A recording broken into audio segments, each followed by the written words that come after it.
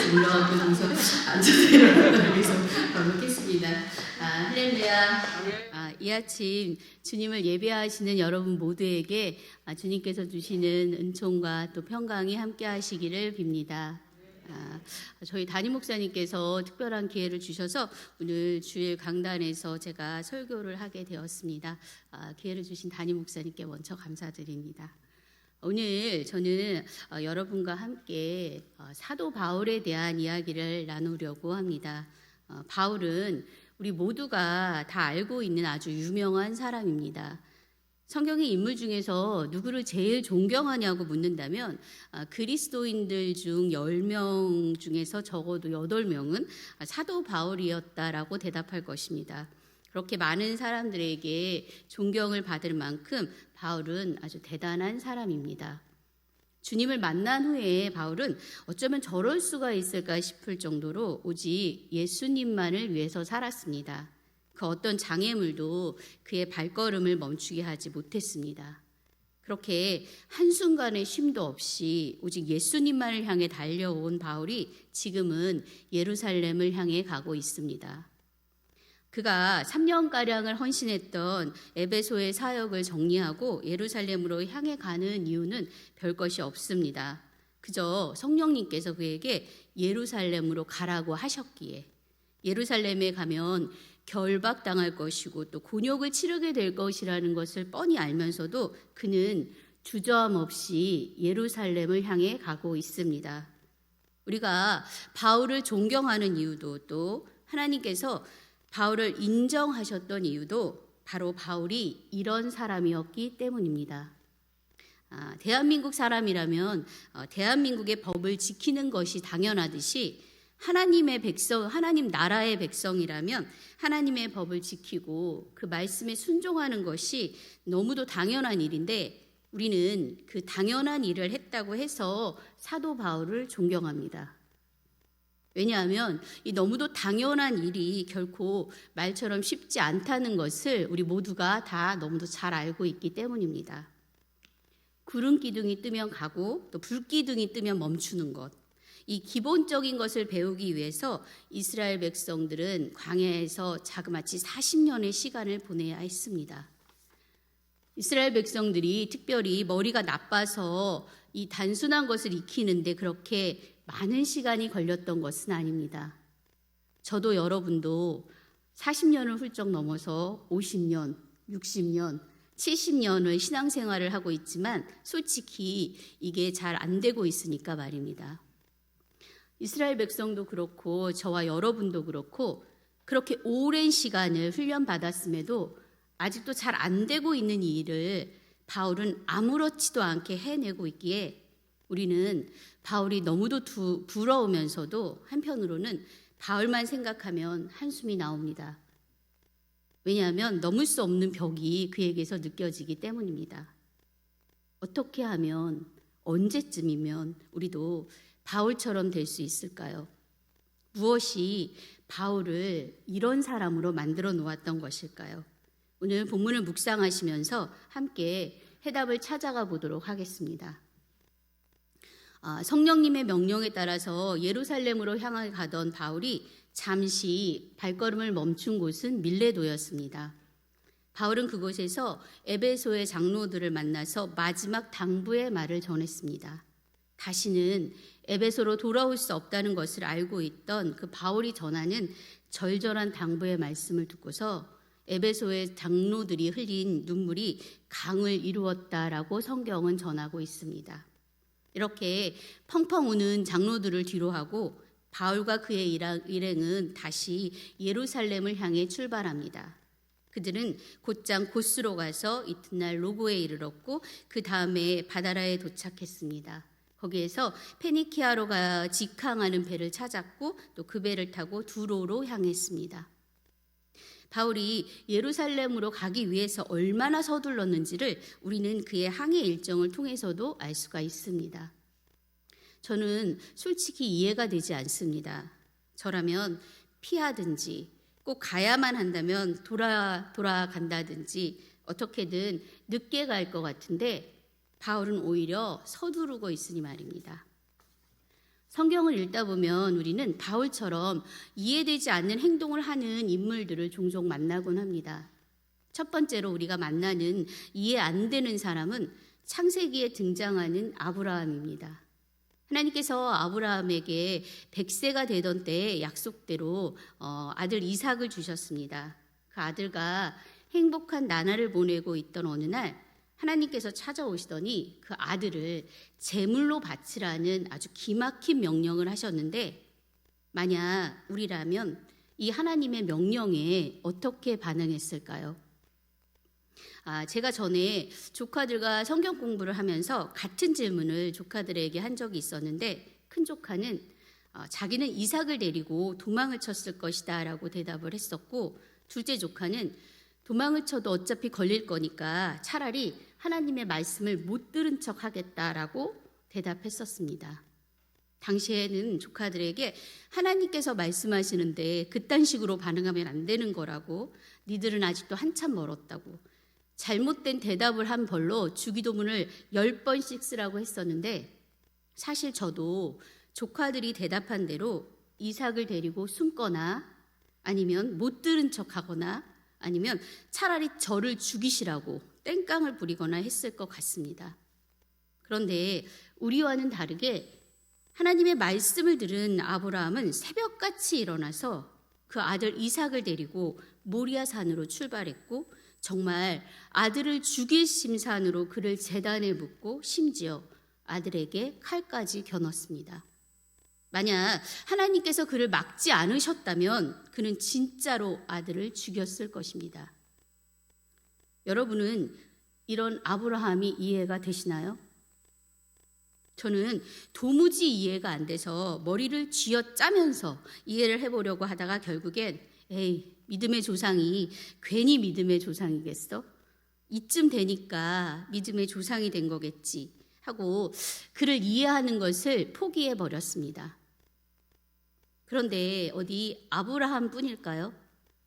성경 속에는 왜 그렇게 이해가 안 되는 사람들이 차고 넘치는지, 그렇지 않아도 성경을 읽는 게 너무 힘든데 책장을 넘길 때마다 이런 사람들이 등장하는 통에 아주 죽을 맛입니다. 도대체 이들은 어떻게 이런 삶을 살 수가 있었던 것일까요? 설교의 초두에서 도대체 뭐가 이들을 이런 사람으로 만들어 놓았는지 함께 찾아보자고 말씀드렸는데, 혹시 여러분께서는 답을 알고 계신가요? 바울이 죽을 줄 알면서도 예루살렘을 향해 가는 길을 멈추지 않았던 이유, 또 아브라함이 아들을 죽이라는 하나님의 명령에 한순간의 망설임도 없이 순종할 수 있었던 이유는 과연 무엇이었을까요? 성경에 그에 대한 해답이 나와 있습니다. 창세기 22장 12절 후반절의 말씀입니다. 큰 소리로 함께 읽겠습니다. 시작. 내가 이제야 하나님을 경외하는 줄을 아노라. 아멘. 하나님께서 아들 이삭을 죽이려는 아브라함을 막으신 후에 그에게 하셨던 말씀은 내가 나를 경외하는 줄 알았다 였습니다. 아브라함이, 바울이, 그리고 수많은 성경 속의 인물들이 우리가 이해할 수 없는 일들을 그렇게 수도 없이 해냈던 이유는 바로 그들이 하나님을 경외했기 때문이었습니다. 경외의 히브리 말은 야레이고 헬라어는 포보스라고 합니다. 이 두 단어의 공통적인 뜻은 존경하고 사랑하면서도 두려워한다입니다. 무서워서 두려워하는 것이 아니라 사랑하고 존경해서 두려워하는 것이 바로 경외입니다. 무서워서 두려워하는 것과 사랑하고 존경해서 두려워하는 것의 가장 큰 차이는, 무서워서 두려워하면 억지로 고개를 숙이게 되지만 사랑하고 존경해서 두려워하는 마음이 생기면 저절로 누가 시키지 않아도 고개가 숙여진다는 것입니다. 아브라함과 바울은 하나님을 경외했기 때문에 스스로 하나님 앞에 고개를 숙였던 것입니다. 이들이 이렇게 될 수 있었던 것은 엄밀히 따져보면 하나님의 한결같은 노력 덕분이었습니다. 하나님께서는 아브라함을 찾아가서 믿음의 조상이 되게 하시겠다라고 약속하신 그 순간부터 하나님 자신이 어떤 분이신지를 아주 시시때때로 아브라함에게 알려주셨습니다. 아브라함이 환난을 겪을 때마다 환난에서 그를 건져주셨고 전혀 불가능해 보이는 일을 가능하게 만들어 주셨습니다. 그런 하나님에 대한 경험들이 쌓이고 또 쌓이고 또 쌓여서 결국 아브라함은 하나님을 경외하는 사람이 될 수 있었던 것입니다. 아브라함이 오랜 시간 걸쳐서 하나님을 만났던 그 경험들로 인해서 하나님을 경외하는 사람이 되었다면 바울은 하늘에서 뚝 떨어진 번개를 맞고서 한 방에 하나님을 경외하는 사람이 되었습니다. 우리 모두 알다시피 다메섹으로 가는 길에서 그는 날벼락을 맞았습니다.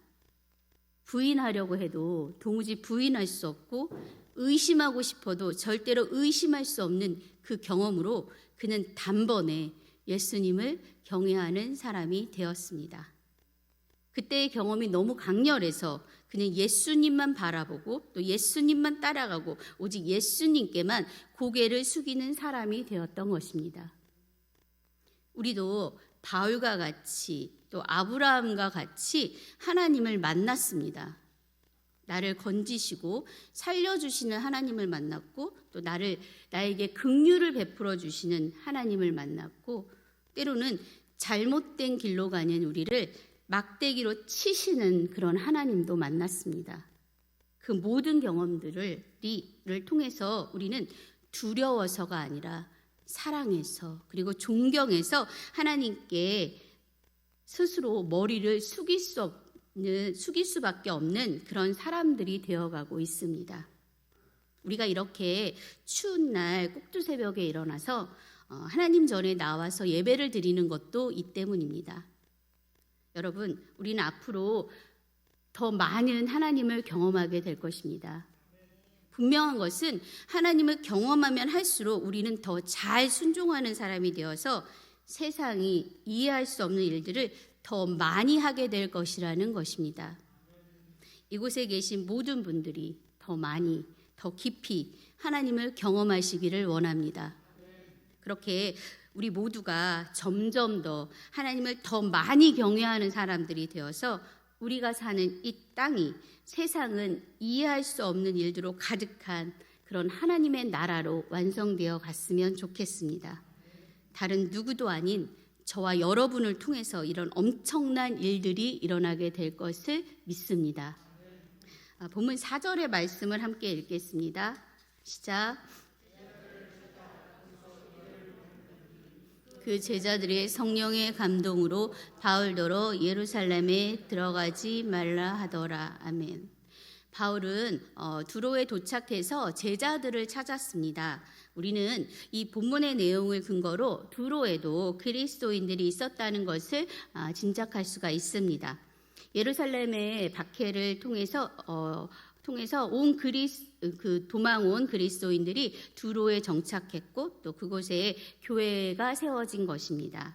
제자들을 찾은 바울은 그곳에서 일주일을 머물렀습니다. 일주일 동안 무슨 일을 했는지는 기록이 안 되어서 정확하게 알 수는 없지만 일주일간 그들이 아주 많이 가까워졌다는 것은 짐작할 수가 있습니다. 바울 일행이 일주일을 머물고 떠나는 날 모든 제자들이 나와서 그들을 배웅했다라고 본문은 전하고 있기 때문입니다.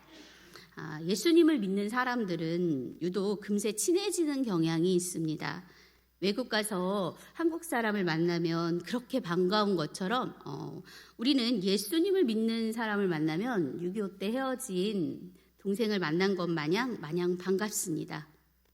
얼마 전에 제가 바지를 사러 그 망원역 근처에 있는 옷가게에 들어간 적이 있었는데 썩 마음에 드는 것도 없고 또 가격도 좀 비싼 것 같아서 그냥 슬금슬금 빠져나오려고 하는 찰나에 딱 전화벨이 울리는 겁니다.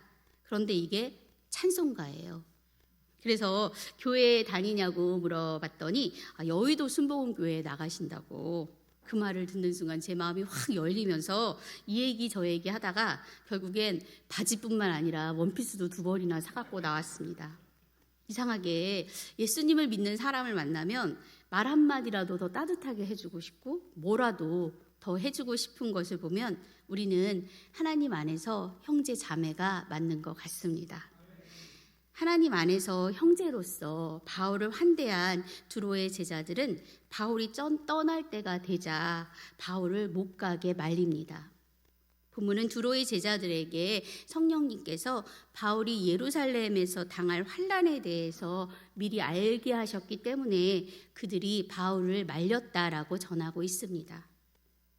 바울을 말리는 그들의 반응은 당연한 것이었습니다. 사랑하는 사람이 환난을 당할 것을 뻔히 알면서도 예루살렘으로 가겠다는데 말리지 않을 사람이 어디 있을까요? 혹자들은 이들이 바울을 말리는 것에 대한 그 해석을 그들이 성령님의 의도를 잘못 파악했기 때문이라고, 또 성령님의 의도를 잘 알고 그 말씀을 잘 해석해야 한다고 합니다. 그분들의 말씀 또한 맞는 말씀입니다. 성령님의 의도는 바울이 예루살렘으로 가는 것을 막는 것이 아니라 바울이 예루살렘으로 향해 가는 것이었으니까요. 그럼에도 저는 바울을 말리는 이들의 이런 반응이 좋습니다. 만약 이들이 바울에게 당신이 예루살렘에 가서 결박당하고 환난당하는 것이 성령님의 뜻이니까 마음 단단히 먹고 예루살렘을 향해 당당하게 걸어가시라 이렇게 말했다면 이런 매몰찬 사람들이 있을까 했을 것 같습니다. 성령님께서 두로의 제자들에게 바울이 예루살렘에 가서 당할 일을 미리 알게 하신 것도 그들이 그 일 때문에 안타까워하고 또 바울을 걱정해 주기를 바라셔서 그렇게 하셨을 것이다 라고 저는 생각합니다.